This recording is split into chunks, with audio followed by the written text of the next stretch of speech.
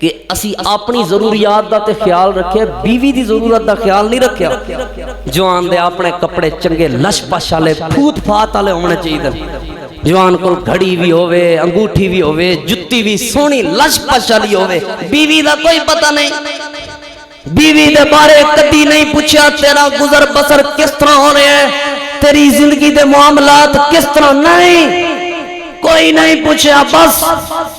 حضرت ابی وقار اپنی بیوی دی ضروریات دا خیال کریا کرو، لباس دا خیال کریا کرو، او دے گھر دے رہن سہن دے پردے دا اہتمام کریا کرو، او دے کھان پین دا انتظام کریا کرو۔ سب تو بڑی گھراں دے اندر لڑائی دی وجہ یہ ہے بیوی دیاں ضروریات پوریاں نہیں ہوندیاں، بیوی تنگ آ کے اپنے ماں باپ نو دسے جس دی وجہ تو طلاق آوندیاں نے۔ پہلی بات بیان کیتی ہے اپنی بیوی نو تانا نہیں دینا، دوسری بات بیان کیتی ہے خصوصاً اولاد دے معاملے چ تانا نہیں دینا، تیسری بات بیان کیتی ہے حضرت ابی وقار اپنی بیوی دیاں جائز ضروریات پوریاں کرنیاں نے، اپنی بیوی دیاں جائز خواہشات پوریاں کرنیاں نے۔ کائنات دا بدترین انسان ہو، کائنات دا ذلیل ترین انسان ہو جڑا اپنی ضروریات دے بارے تے سوچ دے، اپنی بیوی دی ضروریات دی فکر نہیں کردا،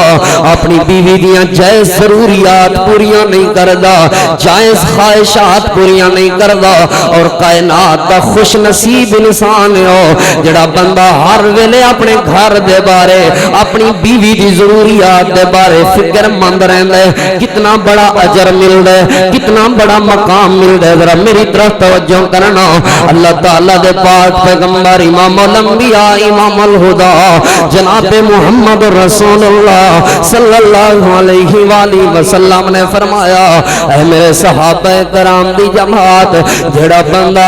اپنی بیوی دے بارے، اپنی گھر والی دے بارے، اپنے گھر والیاں اہل و عیال دے بارے فکر مند رہندے، انہاں دے واسطے حلال طریقے نال روزی تلاش کرن جاندے، میرے صحابہ انہوں اللہ پاک اتنا ثواب عطا فرمائے گا۔ ایک بندہ تلوار اٹھا کے اپنا گھر بار چھوڑ کے اللہ دے راستے دے اندر جہاد کرن واسطے جائے، جتنا ثواب اس جہاد کرن والے بندے نو ملے گا،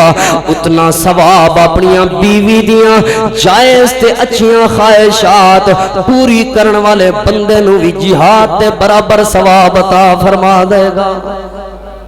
جہاد دے برابر ثواب ہے، اپنے گھر دیاں ضروریات دا خیال رکھنا ہے۔